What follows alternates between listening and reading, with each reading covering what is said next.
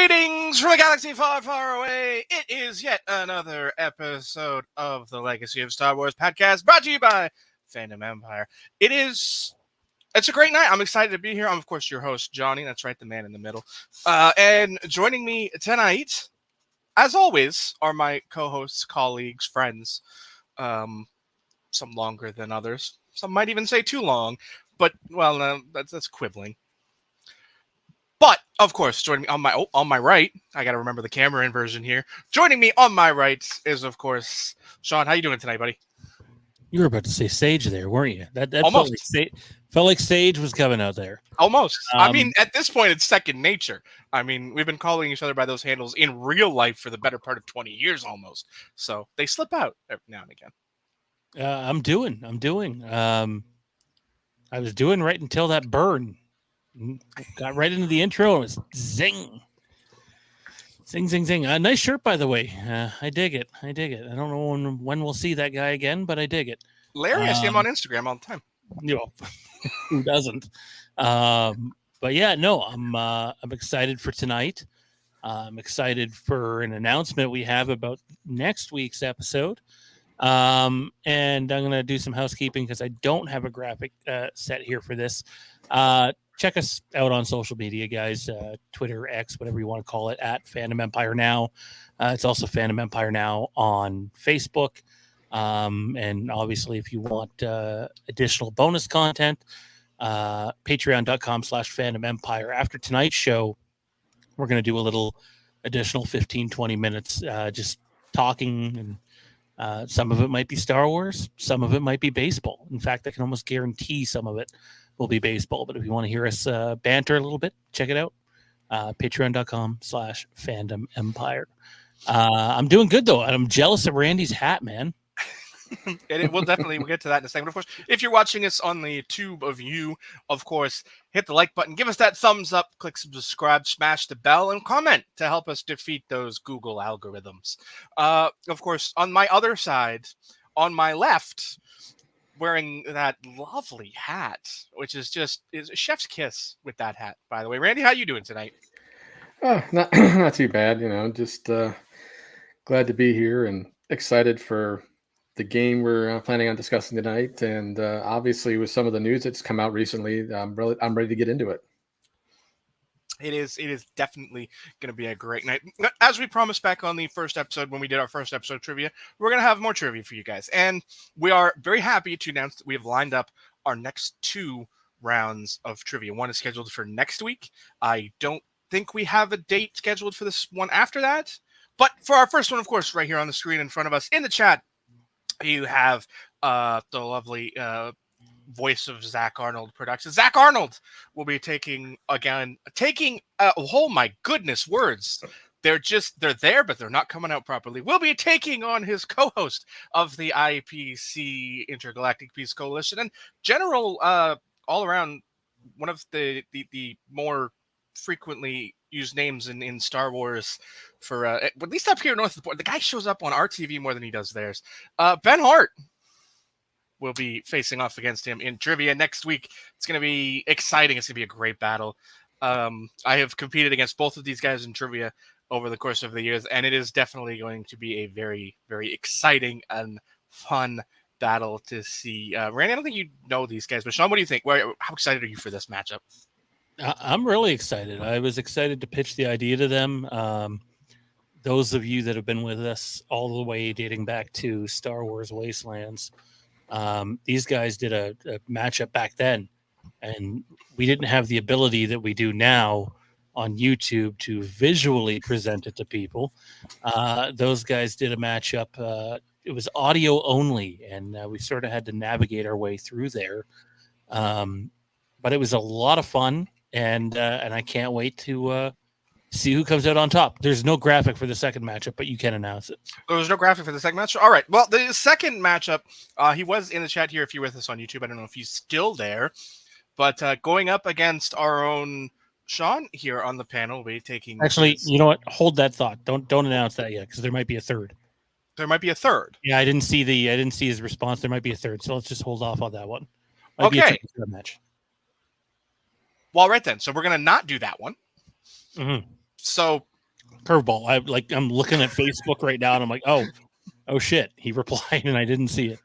So I think we might be doing a triple threat match, but I want to make sure we're all good for the date. And I think we're going to attempt to do it the following week, if at all possible, but we'll see. Okay, so I can say it may or may not be a 3-way. We don't know yet, but we do have 2 competitors locked in. So at the very least, we'll have a singles contest, correct? I don't even want to go that far. So all right, so we'll just say then we have another match percolating that was almost ready, but the T's weren't dotted and the I's weren't crossed. That's right, I said it that way on purpose. But the T's weren't dotted and the I's weren't crossed, and we don't have a matchup yet. But we will next week, hopefully. Do you cross an M? I'm not sure. I wouldn't cross. Why would you cross an M? That's weird. But all right. So I guess that's it for trivia. Then we have a third match in the pipeline.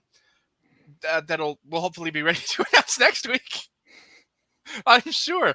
All right, so let's gear up. Let's get down to our first mainline segment. Of course, excuse me, as you see them on the screen here in front of us. We got some show notes. It's time for the HoloNet, where we bring you all of the news, rumors, reports, and hot goss, the tea of the Star Wars universe. And the first one up comes to us by way of an article posted on Bespin Bulletin, which previews the upcoming writers for Star Wars The Acolyte. Just trying to get my screen working here. Apologies, people. Looking on the fly. This is what happens when you try and load things on the fly. There's going to be a little delay in the, but that's all right. We'll keep you fun here. Of course, The Acolyte was announced at this point, 2 years ago. It's been a while now, that's for sure. At least about 2 years ago, maybe even more than that. It was announced that we would be getting The Acolyte, which is a series set to take place in the High Republic era. So it's exciting to finally get to see some people who will be working this, writing it. We knew who was creating it. We knew who was, some of those things. But obviously, the first episode has been written, as tends to happen with most series. The first episode will be written entirely by the series creator, Leslie Headland. Of course, they're best known for writing and co-creating the Netflix series Russian Doll, which if you've never seen it, is a really good series. Yeah, I haven't seen it, but I've heard not just from you, but a couple other people that it's really, definitely really fun.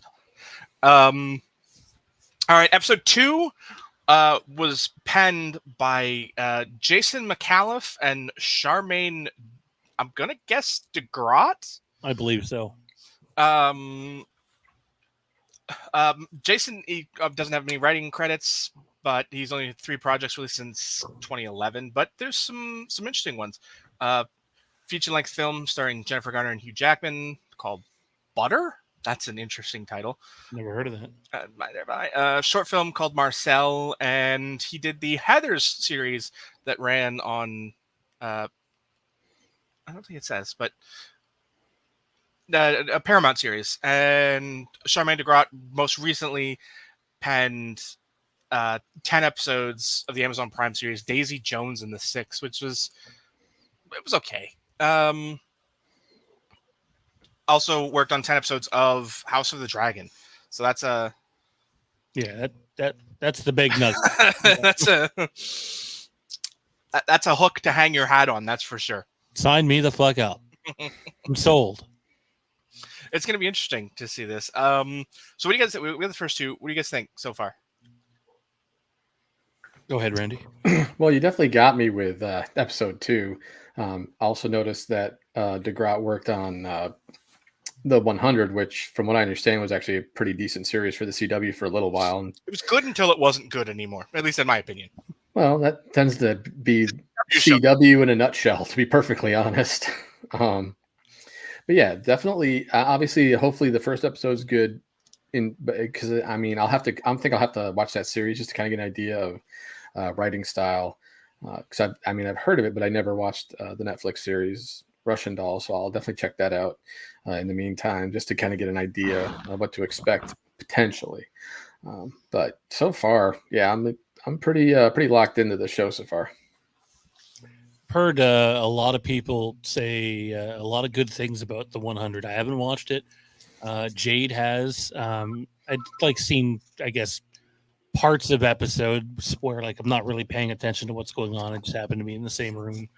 I believe the 100 is a project that the guys over at IPC like as well. But like to me, when you're talking about just these first two episodes, the big one that stands out is DeGrot and her work across the entire first season of House of the Dragon. Like that, it's kind of a hard thing to ignore.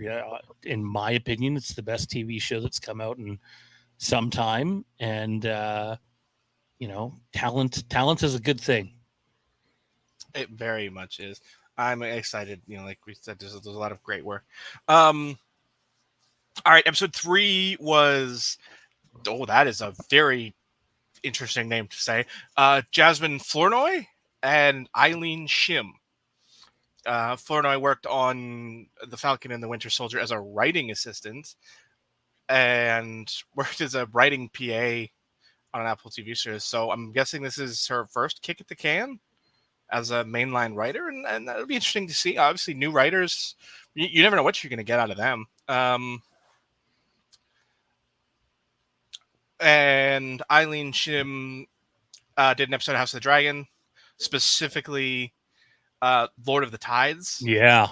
Episode. That's okay. I can't say I'm familiar with any of the other things they worked on. Met Cadets on Netflix, an animated series, and Light as a Feather on Hulu. I gotta say, Lord of the Tides is a phenomenal episode. I'm excited for this one. It's one of the best in the entire first season of House of the Dragon. I like just blown away that they've gone out and gotten talent from a show like that. Quality means something, and if people have been paying attention, some of the details that have come out over the last couple weeks is that budgets and stuff like that are not the same for every Disney Plus show, are not the same for every Star Wars TV show. And one of the things they're doing with The Acolyte is that's sort of Star Wars's big thing in 2024. That's where a lot of the marketing is going to go. Frankly, it's probably going to be one of Disney Plus's big thing, if not their biggest thing next year, just in terms of the lack of content that's ready to go for next year. So I'm really excited about episode 3. Randy? Yeah, like you said, talent is huge, especially when it comes to writing. I mean, I've I've told people many times, you can take a great actor, but if you don't have good writing or good directing, they can only do so much. And the same can go for a horrible actor. You give them a great director and great writing, and it's like some of their best performances ever because it's just that good. And having this type of talent, just writing the story alone, this is going to be exciting. Definitely, just based off so far, that is the episode I'm most excited for so far. Is this series trying to collect all of the writers with hard names to say? Because it just seems like each one after the next, there's one that's just like, how? We need to start spelling out names phonetically for writers and people that aren't in the press all the time so that we know how to properly say their names. Episode 4 was written by Claire Ketchup. That one's so many ways to pronounce that one. I don't think I can guess correctly, and if I do, I want a cookie. 2 writing credits to their name, 9 episodes of Watchmen, and a single episode of the OA. I've never seen the OA. Watchmen didn't do it for me. I prefer the movie.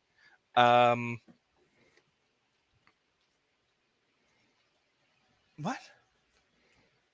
Sorry, the phrasing of this particular paragraph was confused because it also sounds like this is a dual episode, which is also written by Cora Donna.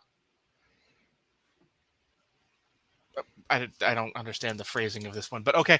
Cora Donna worked on 2 episodes of Mr. Robot and a single episode of Netflix series The Imperfects. I like Mr. Robot.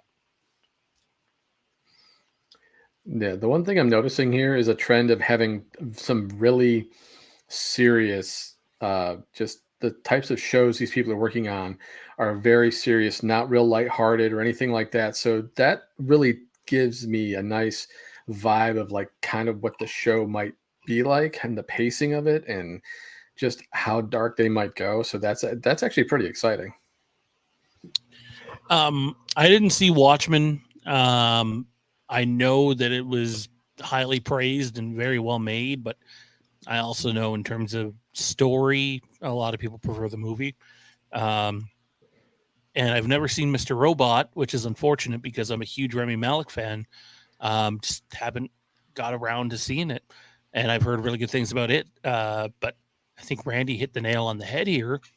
Is we're talking about a lot of mature content, and The Acolyte is supposed to be more in line with Andor and that type of storytelling compared to the other series that we've gotten on Disney Plus. And if the writing team shows anything, I think that backs that up a bit. Yeah, it's gonna be interesting to see, having these types of writers on there. All right, episode 5. Also, Corradonna and Cameron Squires. I gotta say, Corradonna is the most quintessential Star Wars name I've ever heard. You're not wrong. It's perfect. That's the name of a character in an EU novel. I guarantee it. If it's not, it should have been. But it's a quintessential Star Wars sounding name. I love it. Okay, Cameron Squires worked on the Netflix animated series Agent Elvis. Never heard of it, but now I kind of want to, because Matthew McConaughey as the voice of Elvis Presley is just ridiculous. Just ridiculous enough. It might be fun. Squires did 6 episodes of that and worked on Final Space, another animated series, 14 episodes, but most notably worked on Marvel WandaVision as a staff writer, credited in 9 episodes. Move on to the 6th one. This is another Jason McAuliffe episode. This would be his 2nd of the series. And again with the names, Jocelyn Bio. That's another head scratcher of a name. Also worked on Russian Doll and Tiny Beautiful Things, Hulu series starring Catherine Hahn. I love Catherine Hahn. Okay, episode 7 is the first time we've gotten a trio of a trio of writers. 2 writers we've already talked about, Charmaine DeGraat and Jasmine Flournoy, excuse me. They're joined by Jen Richards, who is an actress, wrote a single episode of the TV series Threads, and their most critically acclaimed work was a short film, There You Are, in the TV series. I have no idea what any of those things are. So I don't really have anything to say about this one, other than it's sometimes too many writers isn't a good thing, but sometimes 3 writers is a good thing. We'll have to wait and see. And the final episode of the first season, episode 8, is written by Jason McAuliffe. So there you go. There's McAuliffe for 3 episodes. So that's your writers for the upcoming series. Obviously, we've done a little bit talking about each of the writers individually. But this leads us to the most important question heading into this. And this one is just something that's not related to any article or anything like that. So there's no sources, no discussions, no rumors, or anything like that. And that is, what are you personally, what are you expecting to see from this series? Randy, we'll start with you. What are your expectations for this series? Well, if I'm going to go based off, say, the writers, I would definitely see something that's more mature, which we need in Star Wars, because let's be honest, even though George Lucas created it for kids, there's a lot of very serious, dark, mature adult stories that are told throughout Star Wars that we've never really been privy to, but so much, like, especially if you look at the Legends canon, some of the stuff in there is just absolutely stuff you would never see on a Star Wars TV show ever, which is a bummer because it'd be absolutely amazing, to be perfectly honest. But in terms of just something I'm excited, I'm excited for the new lore we're gonna get. I'm excited to see if we can add to certain things, like when it comes to, say, the Sith and things like that. Because there's I feel like even though we've got a library of things that can, especially delving into Palpatine and Vader, there was just all this stuff leading up to that I'm, whether I decide to read all the High Republic books or not, I just want to have new things that I'm just going to get me excited, that are going to make me want to dive into those books and really kind of just get myself versed in that era of Star Wars. Sean, what about you? I'm trying to be careful because my expectations for this series are really, really high. And so I'm trying to not let that train go any further off the tracks than it already has. I don't want to get burned. I thought Ahsoka was really good, almost great, and yet I still had a lot of minor issues, I guess you could say, with the series. And I know how The Acolyte was filmed compared to Ahsoka and Mando and Book of Boba Fett. A lot of The Acolyte was done with location shooting and real sets, similar to Andor. And like that matters to me. You know, I'm someone that likes to go to the cinema and see a James Bond flick or a Mission Impossible flick. I like Game of Thrones. You know, production value absolutely matters to me. So there's a lot riding on that. So my expectations are pretty high. But I'm also just really intrigued to see how this is received, because obviously at some point you're going to get Yoda pop up, is my guess. Maybe not as like a central figure in an episode, but you almost can't do this without Yoda popping up. We've like already seen Coruscant in some of the leaked trailers, and Jedi teaching younglings, and it's like Yoda's got to pop up somewhere. So Yoda's like what you're familiar with, but outside of him, this is an entirely new era. For the first time, too, by the way. First time ever on screen have we gone far away from the Skywalkers. Never have we done that in live action. And this is sort of your first test. I really want this show to be received well. I want it to be entertaining. And yet at the same time, I'm telling you, it's going to be divisive as shit, just because a lot of things are nowadays, but also because of Leslie Headland's background. And there's stuff already out there with that. And it's unfortunate because it distracts from the product. I would say go into it with an open mind. And like, honestly, you guys, my expectation level is I'd be pretty surprised if we don't leave that series thinking it's the best Star Wars series of any of them yet. I know so much for expectations in check.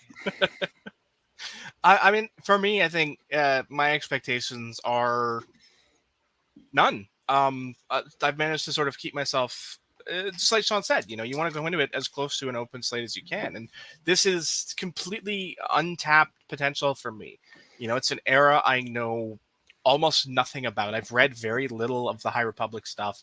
I think the extent of my High Republic reading was we did a live read when they released the chapter in preview back in, I can't remember what the show we were doing at the time was, but I can't remember if it was Wastelands or on a, you know, Phantom Cantina or Phantom Empire Live or whatever it was at the time. When it came out, I did a live reading of the preview chapter when it came out. I think that's the extent of my reading of the High Republic. You know, maybe a comic book here or there, but that's it, you know, nothing that sits. I couldn't tell you anything about any characters or places or anything. And outside of, you know, an expectation that at some point you're going to see Yoda or perhaps Yaddle or both, there's nothing. You know, it's just it's an empty slate for me that I know nothing about. Do I have sort of, you know, the theories and percolations and the possibilities? Sure. You know, this is a good era where you can sort of start laying the foundation for what is to come in the future. You know, this could be the time for, you know, the Acolyte. Well, you know, what if the Acolyte's like Darth Plagueis? You know, like there's so much potential for what could be that I'm just sort of, you know, walking in like I have no expectations. Everything to this point that has come under this Disney Plus era of Star Wars has been, for the most part, good. You know, barring certain, you know, disappointments like the Book of Boba Fett mostly. Everything else has been good or better. So I expect this to continue that trend. And obviously the writing staff is, you know, high quality. Everybody has, you know, for the most part, has something to hang their hat on to say, you know, to show their talent and resume coming into this. And they're all for the most part, things that I enjoy in one way or another. So I'm excited for this. There's a lot of untapped potential here that I hope to see through. Okay, is there anything else we have for the Acolyte? No, I think We got it all? Actually, I do have a question for you too. All right, go ahead. Yeah. So it's obviously, since we only know so much, what if this is a what if they actually decided to go back and take something from KOTOR, like the Sith as an actual race versus but basically the series leads to the creation of the rule of two. Nope. I hate it. You don't like it? Only because I like the creation of that we have existed, because we Right. already have. I mean, don't we already sort of have that confirmed that it is the way it happened? Like, didn't we get Darth Bane? Yeah, Bane's in Clone Wars. So, we already sort of have, assuming that it's the same. We know, Bane created the rule of two in the books. So I'd have to assume he did that in actual canon. So, I mean, unless you're sort of bringing Bane forward into the High Republic era, which doesn't make sense because Yoda dated him to be before that, and it would be safe to assume that if he existed in Yoda's time period, Yoda would know more of who he is in some, either through whispers or through just general existence. That I personally don't want that, because I think they got it right in the book. But again, that's it's Drew Karpyshyn writing. He is my number 2 Star Wars writer behind Timothy Zahn. So, it's hard for me to say that they didn't get it right the first time. Well, that's why I said it was what if. It was more of a what if. It's not so much. It's a good theory, though. I mean, it's as good a theory as any, I guess. It'd be interesting, but I mean, you're right. I'm just saying it'd be interesting if they tried to explain some of that, but I would like to see them go down that route and explain, Darth Bane and what happened, why the rule of two exists as it is. I would love to see that, but I don't know if this is the platform for that. Sean, what about you? What do you think? So a rumor that I heard about the series, and I stress it's a rumor, it's not a confirmed spoiler, just a rumor, although from a pretty reputable place, was that some Sith Lord history would be explored. And there's more on that, but I won't go into it. And so I think there's definitely the opportunity to do something like that. I think I'm more curious as to, being it's the Acolyte, we're being told a story kind of from like a dark side character's point of view. How are the Jedi going to come off in the series? Like, just given how the Jedi are at the beginning of the Phantom Menace, and then you rewind 100 years, it's kind of like, okay, so are these guys going to be a bunch of uptight, snobby pricks that we don't find very likable in this series? I really don't know what way they're going with that, but I would not rule that out, being who the POV character is. It's going to be interesting to see it from a different perspective. Because you're right. By the time we get to the Skywalker era, the Jedi are, they're almost a chained animal of the Senate. They do the Senate's bidding. Like, we discussed in the last episode 2 weeks ago, where we talked about the, the arc of Tales of the Jedi with Dooku, that, they were just dogs who did the Senate's bidding. It'll be interesting to see whether that's happened, if they already are that 100 years before, or if this is something that happened, or if this is sort of the turning point. It'll be interesting to see. I'm excited plus seeing it from a different perspective. So it'll be interesting. Randy, anything you want to add? I mean, I agree 100%. It's we can go the old Obi-Wan chestnut from a certain point of view. That it's a side we don't get to see very often, and I think and I'll be really curious to see if we can really have the Sith come off as sympathetic in some way, shape, or form. I mean, obviously, there's always a tragic backstory for someone who falls to the dark side. Some people are just pure evil, while some, like, say, with Dooku, who just everything, all his beliefs getting everything he wanted is just being crushed and being manipulated by Palpatine to his own end. It's like so I'm really curious to see how they hook us with the main character that's going to drive us through all 8 episodes. It will be interesting to see if this is a good guy going bad or a bad guy being bad type story. It'll be interesting. All right. That's it for The Acolyte. We're moving on now to what is now available. Minecraft Star Wars Path of the Jedi is now available on consoles and PC for the Bedrock edition on PC. Console, that's the only edition available, so you don't have to worry. But if you're on a PC, if you're a PC player, it is Bedrock only. With that came a trailer. Obviously, we can't show you that because, DMCA and all that fun stuff. But yeah, it was interesting. I actually am a Minecraft player now. I started playing over the summer. So this was a very timely announcement for me. I've never played Bedrock. I'm a Java guy. I like to play it all modded out and fun with friends. So it will be an interesting experience for me playing this and that. But you guys, I don't know. I know Sean's not a Minecraft guy. Randy, are you? Yeah, I do actually have it for PS4. I haven't played it on PC before. And since it's out on consoles, that makes it that much more accessible for me. I'm excited about it just because it's Star Wars and it looks interesting from the trailer. Just the idea, because it actually has a story, and most Minecraft DLC in general normally doesn't just have a story. It's just, oh look, here's this, here's a way to change how everything looks, or here's a theme ranging from Marvel to Star Wars to DC or whatever. This is an actual straight up DLC with a story for Minecraft, which is really cool in my opinion. And I can't wait to actually get my hands on it. Yeah, I mean, I'll probably eventually give it a try. I'm not running out to install it or anything, but I think it'll be fun. It looked fun, seeing all those different characters in their Minecraft pixelated forms. I mean, at different times I have run Star Wars related skins when I'm playing. So, it'll be fun to say. I didn't settle on a Star Wars skin, but I did run one, and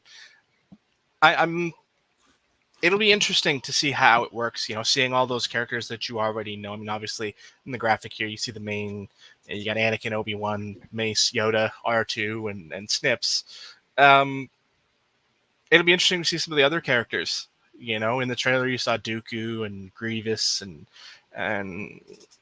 old Uncle Palpy. It'll be fun, I think, to play it through. I would like to, this is Star Wars and it's Minecraft, so I think the idea of actually mining your kyber crystals is kind of fun to me. I feel like that is definitely something you will likely have to do in this, and I think that'll be fun, sort of melding those two universes together in that sort of way. I think will be fun. If that's not part of this, there has to be a mod maker out there who has done that. I mean, they've made Pokemon in Minecraft. There has to be a way to make Star Wars like that. So, it's opened up a can of worms that I didn't know I wanted until the can got opened, and now I realized, this looks fun. And here we are. Well, and one of the key things with anything Star Wars is, and that we heard in the trailer, like the music and the sound effects from the lightsabers and blasters and things like that. Those are always key things in any Star Wars game. Absolutely. Sean, you're not a Minecraft guy, but what do you think about, you saw the trailer, you've seen all this stuff. What do you think as a guy who's not part of that community? This is not the game I'm looking for. You may go about your business. Move along. Fair enough. I can't do it. Call me a pretentious snob. I see just this here, and don't get me wrong, I love Star Wars, but like I barely get free time to play video games as it is. I was just talking to Johnny the other day about wanting to like play more like co-op type games again. But my interest could not be less. That's fair. But definitely, just Minecraft, children, Star Wars. It's a good introduction. It is. It's all right. That's it for Minecraft. Path to the Jedi DLC now available. Consoles, PC for Bedrock Edition. It is now time for the next segment of the day. It is time for the game and share. And this week, the game was shuffled as the chooser of this week's game decided a week ago that I'm changing my mind. The one I told you about a month ago is no longer the choice. And it may or may not be because of part of the segment on the show 2 weeks ago where I openly and honestly mistaken one game for another and was unprepared. But I didn't choose this one. This one was the choice of Sean. This week, it is Star Wars Shadows of the Empire. Sean, you chose this game. Other than me talking about it and bringing it up, why did you choose this game? Well, I mean, I'll be honest. That's probably the primary reason. I just couldn't get it out of my head. I'm a huge Star Wars behind the scenes guy. If we get marketing or behind the scenes questions in a trivia matchup at some point, good luck to them. They're going to need it. And so, like, just in general, I love looking back at what Shadows of the Empire actually was and what the intent was with that overall multimedia project, compared to what a lot of us probably thought it was as our younger selves back then. The game itself is fun. I haven't played it in a long, long time. But I think one of the things that stood out for me was at that time, it was probably our first real experience on Hoth. And it felt, for back then anyways, pretty immersive, a lot of fun. It doesn't run as smooth as Rogue Squadron, but, I don't think it's supposed to either. I think one of the things with this game that's a little disappointing is you're sort of getting like pieces of the story rather than the full story that happens during that time. Because you got a novel, you have a graphic novel series, you had the video game. I feel like there was another thing I'm forgetting as well. There was the soundtrack, but I mean, story element wise, there was something else that was out there too. And unless you took it all in, you didn't really get the full picture of what was going on. But I just remember Shadows of the Empire having this, in terms of big Star Wars marketing pre-Phantom Menace, I remember Shadows of the Empire being everywhere, and it sort of putting Star Wars back on the map in a way. I don't know about you guys, but I remember for the longest time, I thought the next Star Wars movie that was going to come out, because nobody knew the title for it, was going to be, in fact, Shadows of the Empire. I'm a kid at that time. I'm not reading a bunch of verified information, just speculation. And there's a bunch of Shadows of the Empire figures too. They had figures back then. And I just thought Shadows of the Empire was going to be the next Star Wars movie. And I mean, hey, when you got a name like Dash Rendar, obviously you're going to fucking love them. And a ship that looks like the Falcon, it's a good mix. There's definitely a lot of great things on that ship. That ship is fun. I love it. I have the X-Wing model of it, the X-Wing miniature model of it. It's a great ship, even in that form. But yeah, this was everything you said. This was a game that was, it was the first time that I can ever remember a game having the full weight of marketing behind it. I don't really remember games that were sort of marketed like that. Games would get their day in the sun, and they would be sort of, blasé. There might be a little here, a little there, but you know, games were treated as almost second class citizens as far as media marketing went. So having this game where you got the full uh push of the Lucas empire behind it was just something that I was not prepared for. I remember seeing this in so many places that we weren't used to. Like Sean mentioned, we had the full blown media campaign. We had it. There was a comic line attached to it. I can't remember if the books came before or after, but there were books, and just everything about it was so grandiose that it felt bigger than, like, when you first started seeing it. Like Sean said, you really wondered, is this the movie? Because even back then there were sort of those whispers and rumblings, and for us, sort of in that pre-internet era, at the time we were we were below 10 years of age at that time. So we didn't have internet to look up and find out what this was, or what the movie was going to be, or anything like that. And it also came right around the time of the re-release of the special editions VHS box set. I think might have even been the same month. I think a few months before. So it just all around that time period, everything was Star Wars, and it relit the flame for Star Wars for a lot of people. And the game was unlike anything we'd experienced at that point from Star Wars. If you weren't a PlayStation guy, I can't remember what was the we did this 2 weeks ago. What was the release for Dark Forces? That was that 96 as well? I believe so, because I remember playing it on PlayStation then. So, I mean, at that period was when we started getting these things. And even that was a completely different animal, because while it had story, it was more of a, of a Doom Quake style game. So it wasn't like this. This was our first sort of look at Star Wars as a platformer type title, and it was fun. I remember playing it as a kid. There was so much about it. Like, this was the first time we got, for me anyway, because I hadn't played Dark Forces, and at that point, the first time I played this, and the story was intriguing. The characters were fun.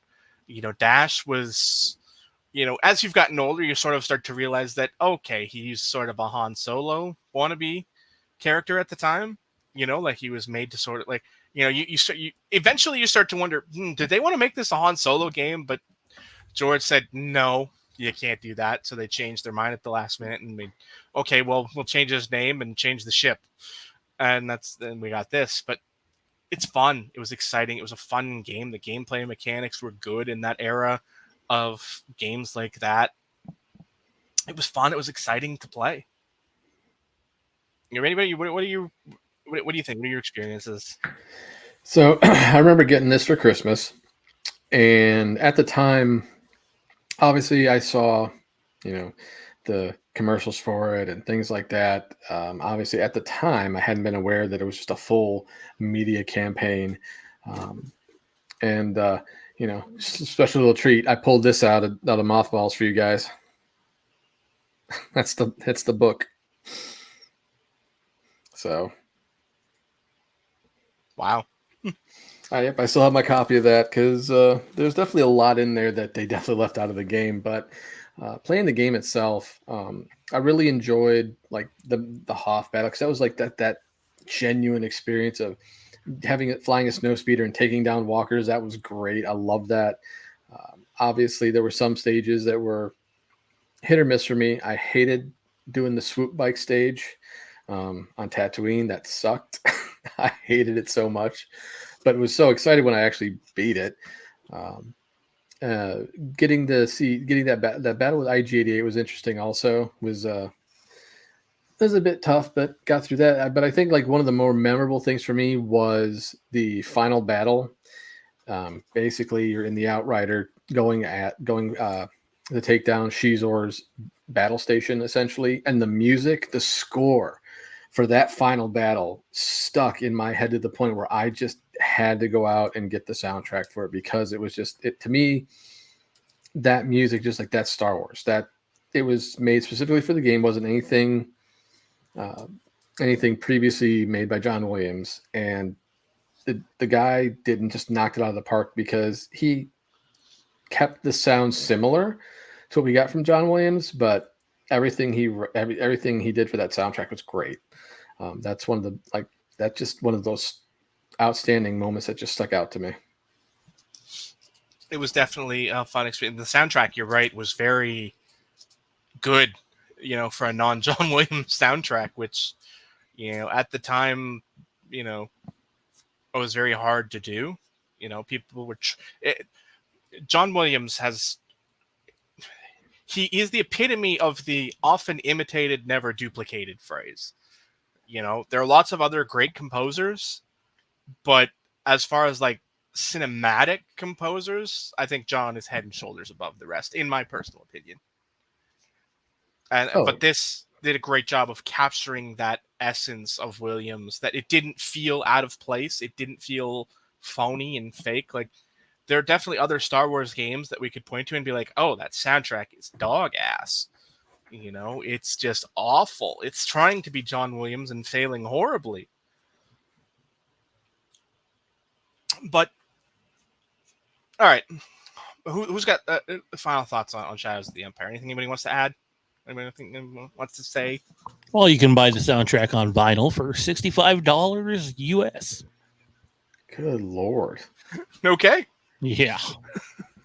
I mean, that's for an original. That's not bad, though. As far as memorabilia prices go, that's in probably not a very heavy printed run back in that time. Because vinyl wasn't, mid 90s, vinyl wasn't the thing it is now, right? Like, that was the CD era. So, but yeah. Matt says he read that book. We got to get Matt on here for trivia. There you go. Mondo or something. Matt versus Mondo. Ratings draw. Final score 1-0.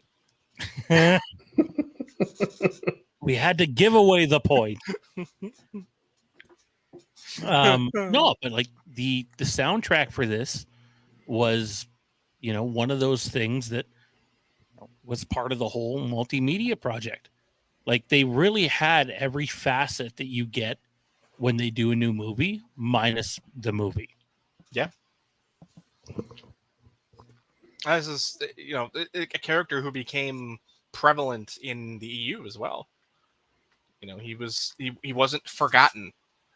Him and Kyle Katarn both sort of, had lasting impacts in the Star Wars universe, that they were integrated in such a way as video game characters, which was sort of, unheard of at the time. Everyone had to be an original creation, but these characters were taken from these other multimedia products of Star Wars and integrated into the books in such a way that they became, integral parts of the EU canon as we know it. Yeah, it's kind of a shame that, some that they're just EU canon. Like, I would have loved to see either character get some actual current Star Wars screen time. I know, if memory serves me correctly, in that solo compendium they put together, there is like a little thing in there from apparently Dash Rendar himself, kind of basically making him canon. But if that's the case, then I want to see this dude on screen. The dude has that personality, that smuggler flair that we all know and love, and I would translate great into live action. Yeah, there's definitely potential for seeing him. Even with Legends, though, they didn't go and really use the character much after Shadows of the Empire, if at all. I have to look at his appearances, but like he's not someone that pops up in like Legacy of the Force or Fate of the Jedi or New Jedi Order, which is curious. But I would definitely be down to seeing him again. I'd be down for seeing Kyle Katarn again. But I also feel like some of these characters get things taken from them and then put on someone else in new canon. Like I look at Kyle Katarn and then I look at Kanan Jarrus and I go, okay, well, I see where the connections there, the shoulder pad thing there as well. And then like another one would be like Talon Card and Grief Karga from Mando. Like I see, a lot of the similarities between those two characters as well. So I do wonder if Dash Rendar might have like his sort of, new canon character without the name. Well, he is mentioned by name, like Randy said. I Googled this and looked it up really quick. It was in the Solo: A Star Wars Story Tales from Vandor book. It was a replica journal book written and released in 2018, mentioning all of the smugglers, scoundrels, and characters of that nature from in and around that movie, mentioning Dash Rendar by name, canonically. And he was also in Disney Infinity. He was in the Disney Infinity. Oh, was he? Yeah, he was mentioned in that, apparently, in the Star Wars. I don't remember it. I played through that, but he is apparently mentioned in that as well. So he exists in the canon universe. Whether or not they do anything with that, anybody's guess. But I would love to see him pop up in a Mando or something, because he's definitely a type of character who could do that, and I would enjoy seeing him so up there. Well, and can you imagine his ship just being there for everybody to see in live action? That'd be amazing. Yeah, it's definitely a ship I would like to see. It's one of the Outrider is definitely one of the ships that you were kind of looking for when they sort of called the banners in in the sequel trilogy. You saw the Ghost, but I don't remember seeing the Outrider. But who knows? It may have been there for all we know.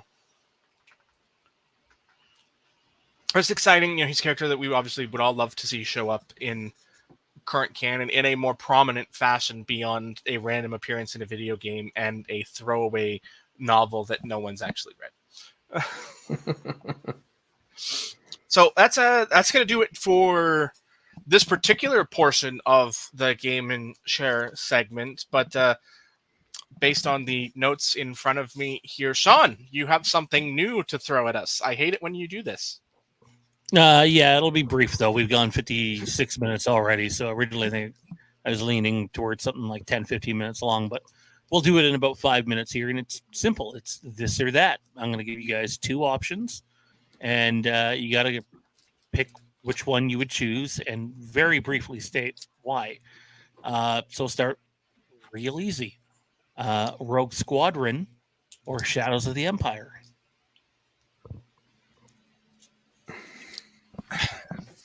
And we'll go real easy. I've been doing this with you for... We've been podcasting together for 8 years? 9. 9? Okay, we've been doing this for almost 10 years. I've known you for, I mean, really longer than that when you think about it. I've known you for almost 30 years. I hate you. I hate these questions, especially when you give choices like that. Like this or that. They're supposed to be like mustard or ketchup, Coke or Pepsi. Those are supposed to be this or that. You don't want me to go into those questions. We know where that'll go. It'll be mustard on your spaghetti or ketchup on your donut. Yes, but I'd rather those questions because you can actually make choices there. Yeah, he gets ridiculous when he goes off on this or that quest. Like, it's true. Drunk Sean just goes... Oh, God, drunk Sean. Falls out when he asks these questions. Like, he will ask the most seen that guy in a long time. 420 Sean says some pretty weird shit, too. I was going to say 420. But there's some ridiculous this or that questions. Like, for $1 million, would you rather? And then it's just the most ridiculous things that occasionally end up with someone drinking chocolate milk with a cat turd in it. You know? Wow. Damn. Oh my God. Who did I just tell that story to recently? I told it to someone. I think it might have been Jade. And she was appalled. As she should be. I was there and am appalled. I watched it and was appalled. It's one of those stories that Shouldn't live have lost on. the game. Hey, he made the bet. I agree with that, but there are some things that you make a bet and then you do it and you're just like, yeah, I'm not actually doing that. Like, you know, like Have we gone to the overtime section already? I think we definitely have. Like all the other things that were in that drink, okay, because they're food and they're meant to be ingested. But a cat turd? There's a line, man. But I digress. What was it? Rogue Squadron or Shadows of the Empire? I have waffled long enough. Shadows of the Empire, because it provided a story that was new to the universe. Rogue Squadron could have been easily. You get that flying experience from something else. You know what? You actually make a really good point, because I was actually thinking about going with Rogue Squadron, and what you just said there actually kind of swayed me to Shadows of the Empire, because you're right. A lot of the Star Wars games do have that flight simulator type experience, whereas you get a really good story and you get multiple different ways of playing the game that are satisfying. So yeah, I'm going to go Shadows of the Empire as well.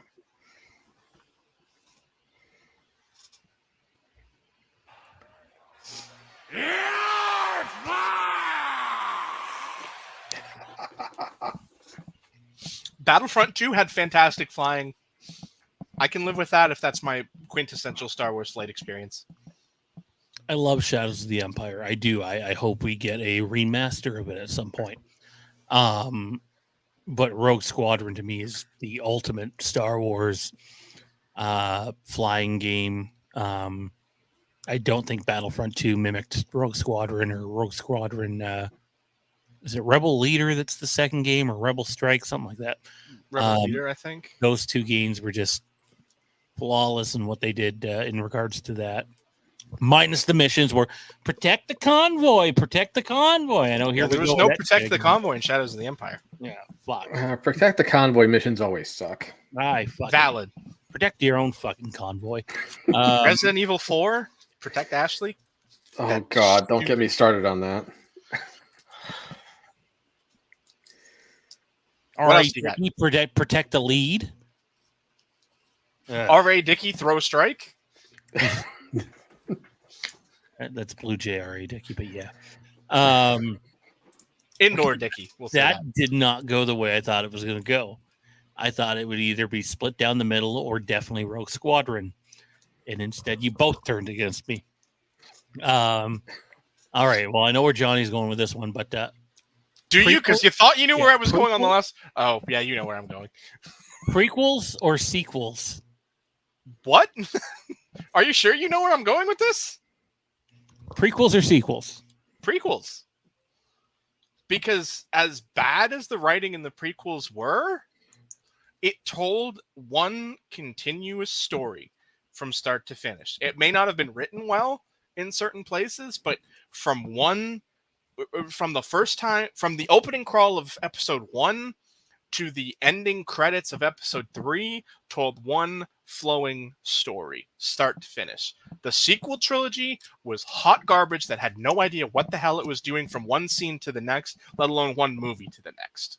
So prequel trilogy with ease, even though I hate the writing, and I think the first two movies are two of the worst in the Star Wars canon. And individually, I may like the sequel films better in certain instances, but as a trilogy, the prequel trilogy is far superior because it is a trilogy. So for me, I would go with the prequel trilogy mainly because of Revenge of the Sith. That to me, that was definitely the best of that trilogy, but also just because it was some of the best choreographed lightsaber dueling I'd seen in a live action movie. So, I mean, don't get me wrong. I do like certain aspects of the sequel trilogy. Obviously the Remember Berries are always really tasty when it comes to going back to The Force Awakens. But yeah, for me, it's definitely the prequels. That did not go the way I thought it was going to go. Okay. Shows what I know. Shows what I know. Okay. Last one. Luke in the sequels or Han in the sequels? That one's easy. Han in the sequels, because he was still Han Solo. Luke Skywalker in the sequels was not Luke Skywalker. Just ask Mark Hamill. You're not wrong. Yeah, he'll tell you. Yeah, I would have to go Han just because they killed Luke. And he's one of my favorite characters. You don't do that. But even without that, the way Han spoke in the sequel trilogy was still Han Solo. Right. Han was Han, and Force Works could be out of episode 6 and be perfectly fine. Oh, the Han Solo snark was in full effect in The Force Awakens, which was glorious. And he got what he wanted. Harrison Ford got what he wanted finally. So, but yeah, definitely Han in the sequel trilogy. I have to imagine that one went the way you expected it to. Yeah, I mean, Mark Hamill's performance is great.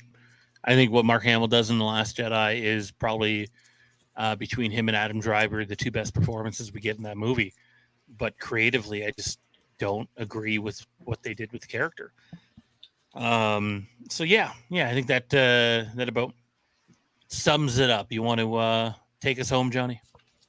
All right. Well, that is it for this episode of the Legacy of Star Wars podcast, brought to you by Fandom Empire. I hope you guys enjoyed it, whether you're watching us live on YouTube or watching us later. I hope you guys have enjoyed it. We did our best to, talk about these things with you. I hope you guys enjoyed it.